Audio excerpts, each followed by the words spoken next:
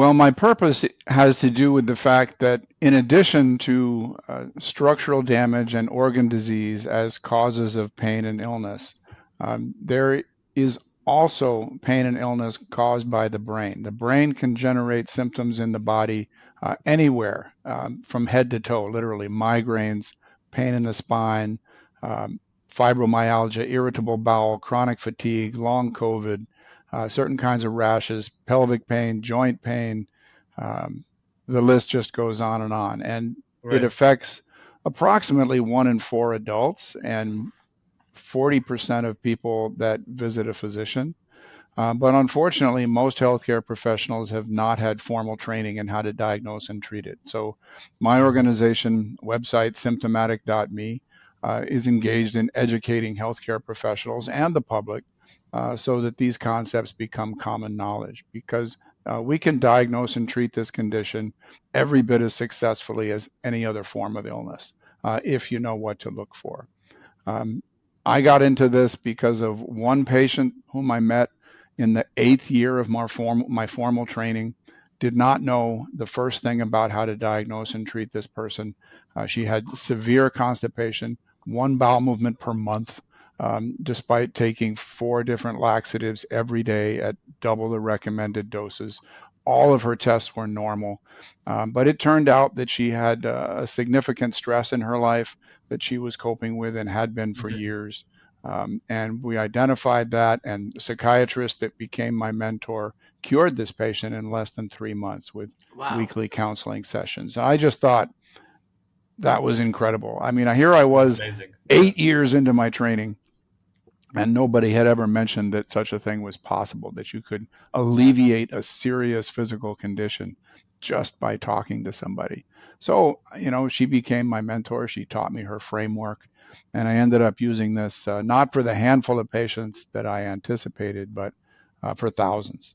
And that kind of brings me where I am today. The nonprofit is trying to teach everybody how to do what I learned to do 40 years ago.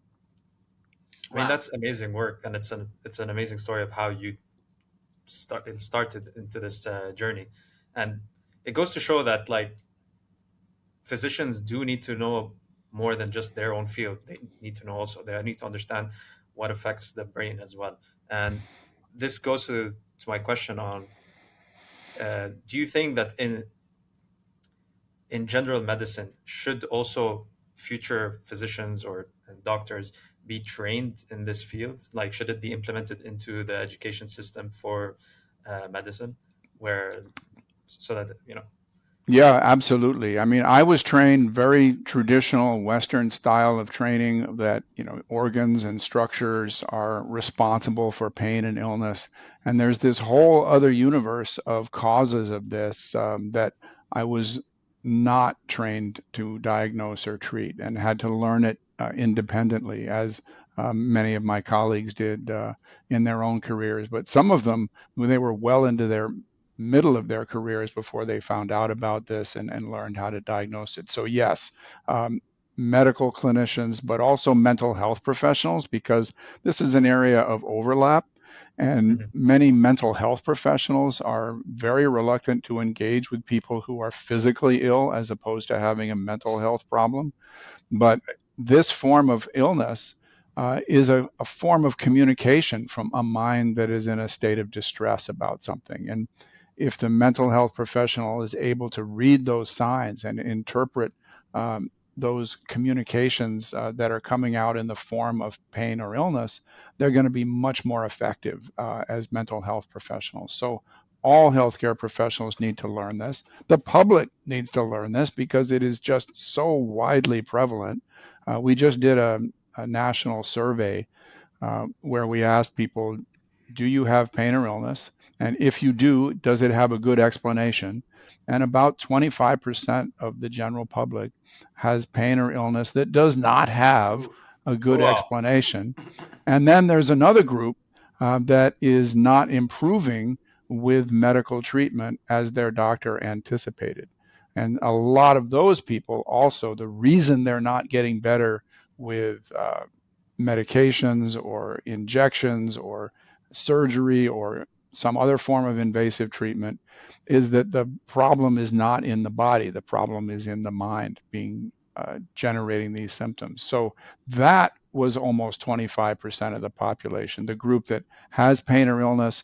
They've been given an explanation, but they're not getting better the way their doctor expected them to. So it's tens of millions of people in the United States alone, Wow. over a billion worldwide.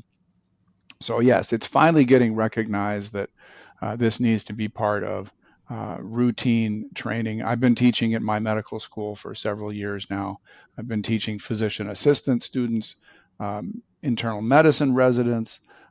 It's part of the curriculum at both medical schools in Slovenia because they found out about this. They had me come over there and do some teaching.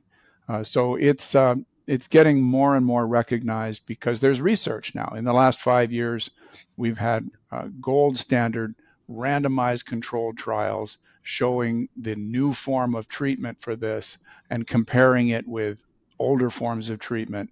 And the difference is dramatic. The new forms of treatment are far, far more effective in alleviating symptoms.